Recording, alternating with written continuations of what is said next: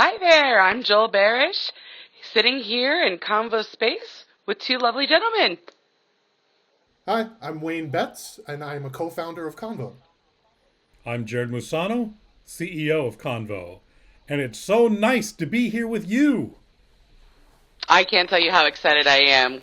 We think of Convo and the Convo special green and seeing Convo everywhere in the world. I love the color green. What's going on with Convo? Lots. I mean, where do we want to start? Want to start from the That's a beginning? hard question. What? I mean, what's so special and what is the impacts in this moment going on for Convo? Yeah. Since Convo was founded, it was a VRS company in the US.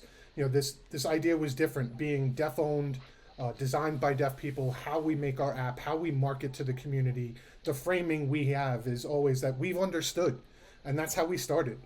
Until we get to the pandemic and we realize that all good businesses and companies have to have a big vision. If your vision is small, if your vision is finite, you accomplish it and then you're on to the next thing. You become focused on the competition, you become focused on what they have, what we have, and you forget what we founded ourselves for in the beginning. And so, talking to Jarrod, I said, let's stretch our thinking. Right now, I'm feeling like, we're really just hitting a ceiling. And we think about, yeah, we're in America, but there's a global deaf community too. And a lot of those stories have commonalities. We have different governments, different funding systems, different languages, yes, of course. But the bottom line, as a deaf individual, my opportunity, my friends, my family, my interactions are all the same. And so we thought about maybe we need to travel more. Maybe we need to keep an open mind and look at what the differences are out there. And as we did that, we started to realize that Convo is actually about conversations. VRS conversations is a part of that. But after we hang up, how do we solve the problems there? In the UK, there's different problems. They have funding when they work, but if you don't have a job, what happens? That was a different approach. In Australia, they had a different perspective. And that's where we really started to think about that after COVID, looking outward and how we bring that to the States, how we bring what we have to the States to the other countries with one global platform, one technology, working together as a marketing team. That's what's changed from us being just a VRS company to now being a global platform to serve all the conversations that happen in the I, world. I'd agree if I could add Amazing. to that. When it comes to the philosophy of the VRS industry or as a VRS company, we've always spoken about getting back to the core of the deaf person's life and their lack of access. VRS is nice, but it only covers 10% of their day. Lots of moments throughout the day are not covered. Globally, there are different programs available, and it's really nice. But returning to the core of what we need to do as Convo, our goal is for a deaf person from the moment they get out of bed in the morning to have immediate accessibility throughout the entire day to the moment they slip back into bed. 100% accessibility. Is that even possible? Is it not possible? We need to get back to our core and build from there, which then leads to operational concerns. With operations, we started originally with 30, 20 people back in the day, 2009. We've grown since then to where we now have 700 people working for us globally. Well, how do we scale? How do we scale? How are we consistent when each country has its own philosophical approach, its own systems, its own programs? How do we connect all of that cohesively? Basically, that's what's up with Convo. At least for me as CEO, I'm always thinking of scalability to be able to continue to grow efficiently, seamlessly, despite the bumps in the road. I feel like, the world gets smaller as technology grows. And I always say that deaf people are everywhere, right? At the four corners of this earth. I always tell deaf people, I'm like, there's always going to be deaf people all across this globe. You're just so used to your own area that you can't think outside the box. Now, you talk about scalability and growing, right? And as you collect your data and you see the different populations and the different deaf individuals. Now, Convo being deaf-led, deaf-ran, what is it? Are you backed by venture capitalists? Like, what is your position in all of this? Oh, it's been tough. From day one, Convo has been bootstrapped. And by that, I mean I personally invested. We financed our operation. Then, when the pandemic hit, many businesses shut down. Video relay services in Convo were the opposite. We blew up radically.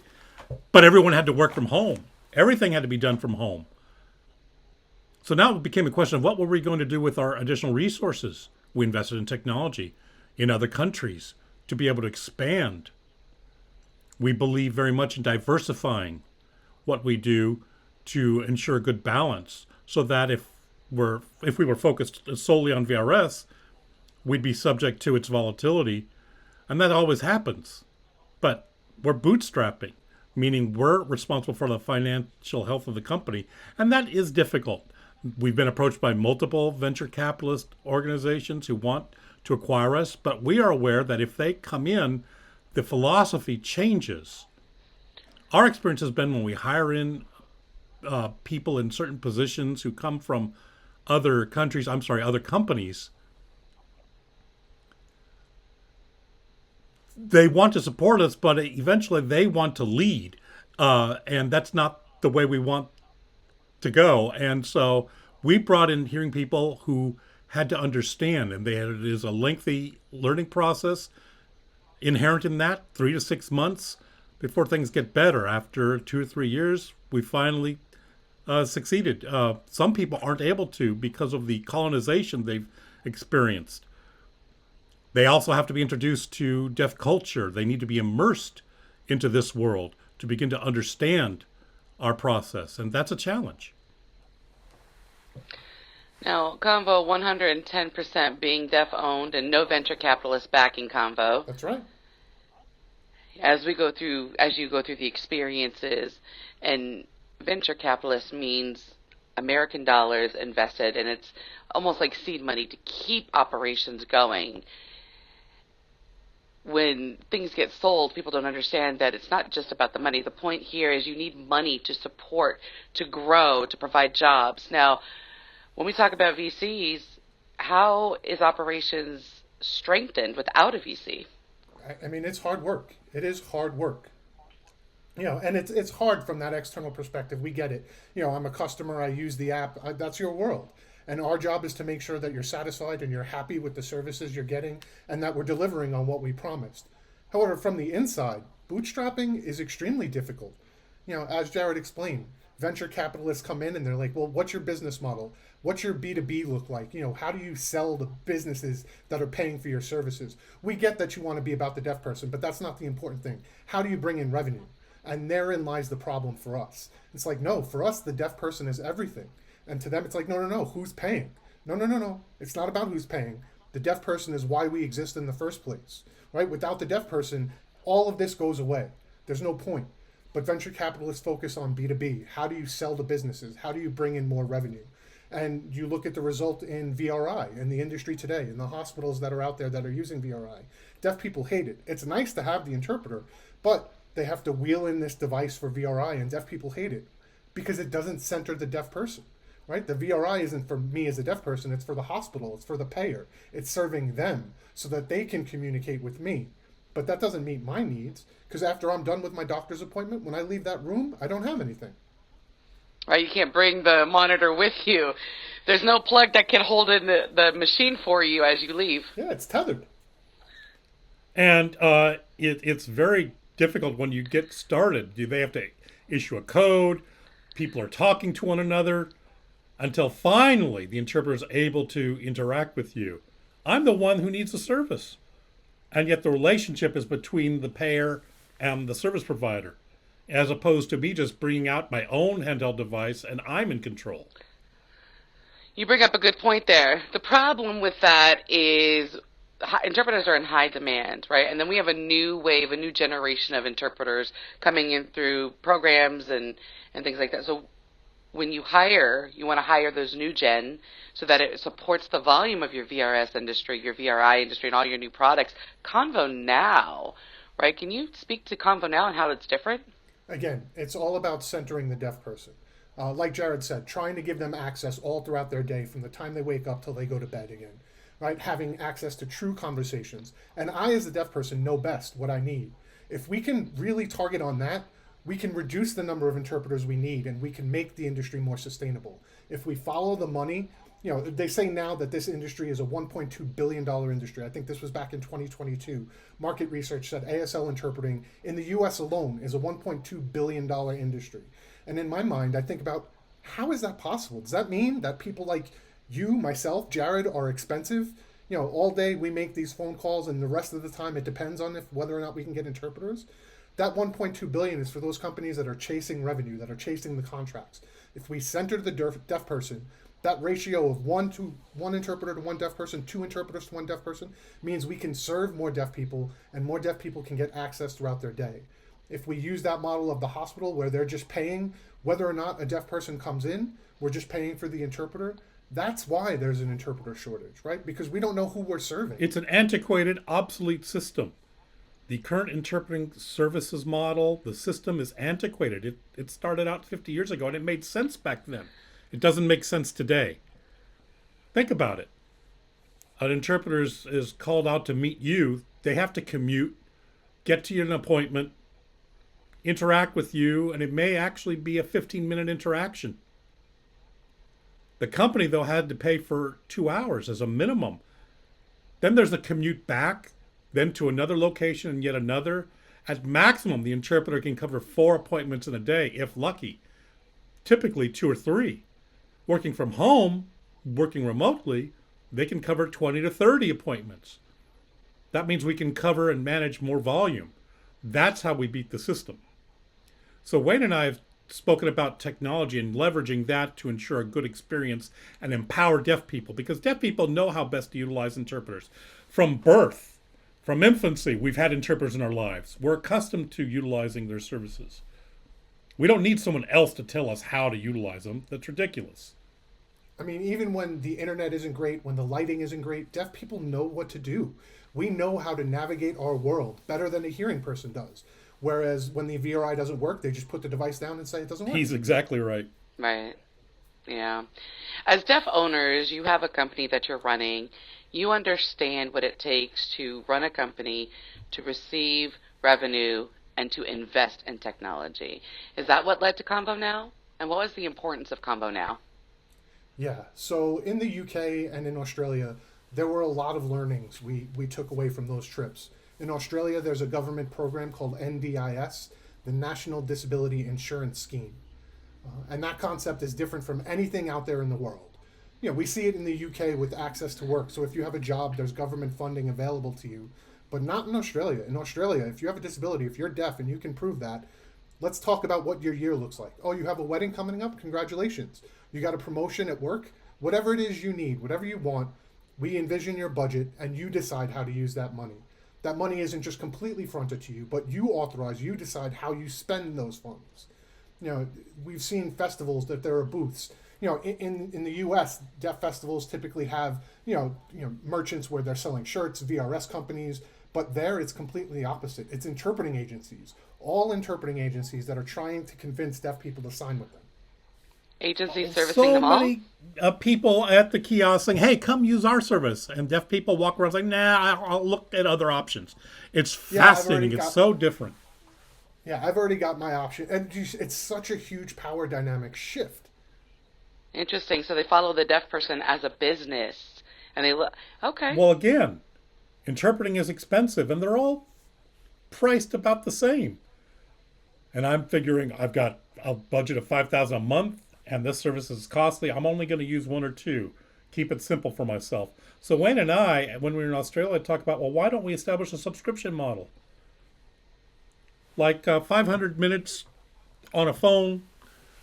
It's cost effective. So when someone finds themselves in a bind, they need to call their equivalent of 911 for emergency services, they can use it for that. We have stories that have come out where deaf individuals were able to rescue others. Someone was having a heart attack, and the deaf person had this readily and available in their mobile device to call, summon the ambulance, paramedics. They had VRI through Convo Now. They were able to interact. The deaf person was able to actually contribute, actually was able to save someone else's life. Back in the day, as a deaf person, do I leave? Do I try to get someone else to help? I felt powerless. This actually affords people power as deaf individuals. They can decide to help or not. It's up to them. they were in the mood to eavesdrop and listen in on other people that are having a happy engagement, they can connect to an interpreter and eavesdrop. And it would be interpreted. Yeah, that's real freedom. I mean, that reminds me of a story I'd like to bring up. We conducted a pilot program. We weren't calling it Convo Now then, it was Convo Pilot. But we conducted this, and I think it was a couple of years ago. It was around Christmas. Nope, that's not right. Thanksgiving, the Thanksgiving holiday. We gave it out to all of our employees and encouraged them to test it out and try it out at their family gatherings over the holiday. The following week, we found maybe only 1 or 2 people utilized it. And we couldn't understand. We had 30 deaf employees in the use, and they didn't use it. They just weren't accustomed to that level of access, that level of immediate connection. So I decided to try it out with a group of deaf people. We got together for Thanksgiving ourselves, and there were hearing and deaf people talking around the table. And I wanted to listen in. The person next to me was about 60, 65, was very uncomfortable, seemed very awkward. I said, "Why do you feel so awkward?" And they said, "Well, I feel like that's a private conversation. I shouldn't be listening in." And I said, "Listen, this is normal. Hearing people do this all the time. They hear stuff going on around them all the time. It's normal." They're not used to that whole environmental listening. Yes, because they've we been see that in colonized. sign language. Very interesting. And so we learned that this level of access is not a common thing. People aren't accustomed to it. Deaf people have been fighting for it, but once they got it, they weren't sure what to do with it. The experience. That's right. Once they They've had never it in had Brand their new. hand. Yeah, they had it in their hand and they didn't know what to do. They didn't know how to use it, when to use it. They are so not used to having that level of power. Well, and that's kind of the strategy based on what you've learned in Australia and all these other countries. The U.S. has a lot of other advantages I mean, I've traveled the world and I've seen. You take all of this back and you make good use of your product. And now this is Convo Now. You have VRS. Let's talk about the future. And I have to emphasize, y'all are still deaf owned, right? You have to think of money being invested. Money's always going to be a challenge, but that's not a barrier for you guys.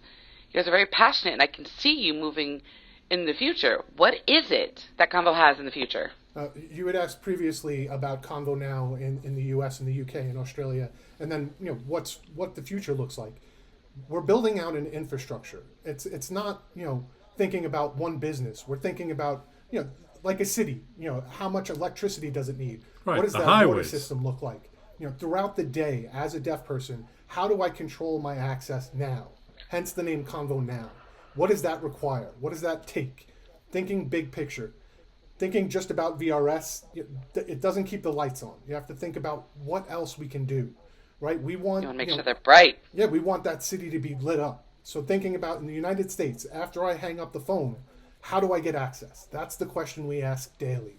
Whether it's our engineering team, our marketing team, our sales team, what's the first step to take? So like Jarrod said, a deaf person who had Convo Now didn't know what to do with it. That's important. As more people know what to do, the more we can expose hearing business owners, family and friends, expose them to how good this technology is, which leads to greater opportunity, more partnerships, opening up more accessibility. So it has to start now in the US. In the Australia and the UK, they already have government programs that fund. In the US, it's different, right? The hearing businesses are required to provide that services, and that's it. Right. So it's all inclusive in these other countries. Yeah, all inclusive, one platform that handles all of the utilities all day. So Convo Now in the US, we've provided the Convo Now 20 program. That comes out of our profit, again, through bootstrapping, right? Every dollar, every investment we make leads to building something bigger in our infrastructure. But we needed to test it first. So using our profits, we gave the community 20 minutes a month, every month, to use for interpreting services, right? All of it, the electricity, the technology, all of the utilities, we gave it to them. Right. So I can understand that. But as the CEO, Jarrod, your job is to make all of this happen, right? You have to be involved every step of the way. From the vision, we determine how to build towards it incrementally, and that takes money. It takes investment. This is why people paint a big vision to attract venture capital. We've avoided that. We've kept them at bay, and we've looked at how we can build incrementally. Wayne has always said, let's break it down. Let's break it down even more. And so we've started to do that. With Convo now, we've been making great headway there, but deaf people were complaining. Hearing people kept leaning in and taking a hold of their device to listen because they couldn't hear. So we thought about it. We decided to add a new feature, audio or voice mode. So now a hearing person can just bump their personal device into yours and connect and hear. So you can sign into your device and they can hear on theirs. We just released that. So that's an example of the incremental progress that we have been making as we build. Our goal here is for you to be able to do whatever you want with it. If you want to do it on Zoom, great, you can connect. If you want to use it for some other random case, say Microsoft Teams, you can. We want those connections to be able to be enabled. So whatever connection, however the device or the platform, you provide a way. Yeah, a powerful analogy is going to a store and looking through the aisle. You bump into a worker. With Convo now, you'll experience where somebody will hear a voice saying, "Hi, excuse me," and they'll look back and see a deaf individual talking to them through Convo now. "Hey, can you help me find this?" And they're thrown, but the conversation has already been started, right? We don't have to approach them and say, "Hi, I can't hear you. I have to write something down." Yeah. It's literally now. That's why Convo now. Okay. Yeah, that's the point. And so to go through that paradigm shift, it takes time. Deaf people have to understand, yeah, this is what I could use this for now, right? I don't have to use a pen and paper. I could just use Convo now. So we're trying to build out technologies and systems that are all growing on this one idea. How do I have a conversation right now? And continue to grow on that till it becomes real 100% of the day, being accessible. Now, what else can we do, right? Can we use Connect Audio to think about how to make it more accessible for the hearing person? Instead of focusing on revenue, how many contracts we have, how many millions we could bring in, let's center on the deaf person. Very innovating, and I could see that y'all have got an amazing system here between the two of you and how you work together. I know that you've got that human approach there, and it's amazing. Well, since we got together 16 years ago, we were much younger, and he's taught me a lot. I've taught him. We teach each other. We support one another. This has been a good partnership. He wants me to grow. I want him to grow. And we've seen how we've been able to grow together, but our vision has remained the same. Despite our different backgrounds, I'm the only deaf person in a hearing family. I was trained to be able to speak, and I can speak and sign. He's profoundly deaf from a profoundly deaf family. What, third generation? Fourth? I'm the second generation. My son's the third. Second, right. Yeah, but such a different background than mine, yet we both share the same desire, the desire for the same thing, accessibility, freedom. We're hungry for it. We want to participate in the real world, despite our different backgrounds. And so we've came to the realization that everyone worldwide wants the same thing, despite their own differences.